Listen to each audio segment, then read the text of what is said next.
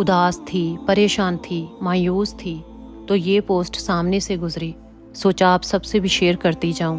اگر آپ اداس ہو، پریشان ہو، مایوس ہو تو اس پوسٹ کو ضرور سنیں۔ لکھا ہوا تھا تمہیں دیر سے ملے گا مگر کمال کا ملے گا۔ یہ دیر صرف وقت کا کھیل نہیں بلکہ یہ تمہارے رب کی حکمت ہے۔ جب تمہیں صبر کے دائرے میں رکھ کر روکا جاتا ہے تو سمجھو کہ وہ تمہارے لیے عام نہیں بلکہ بہت ہی خاص تیار ہو رہا ہوتا ہے۔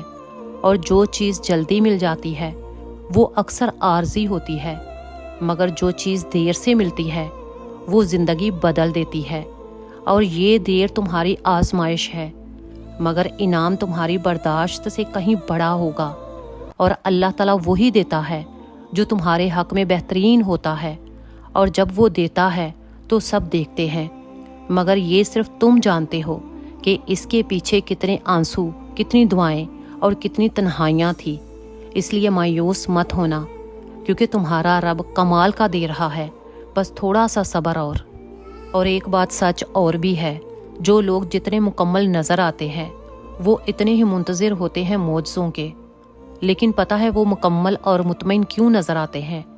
کیونکہ انہوں نے اپنا تعلق اپنے رب سے چٹانوں کی مند مضبوط کیا ہوا ہوتا ہے، اور وہ انہیں اپنے رب پر پختہ یقین ہوتا ہے۔ وہ دعاؤں میں رونے والے ہوتے ہیں لیکن لوگ کیا کہتے ہیں اس سے ان کو کوئی فرق نہیں پڑتا۔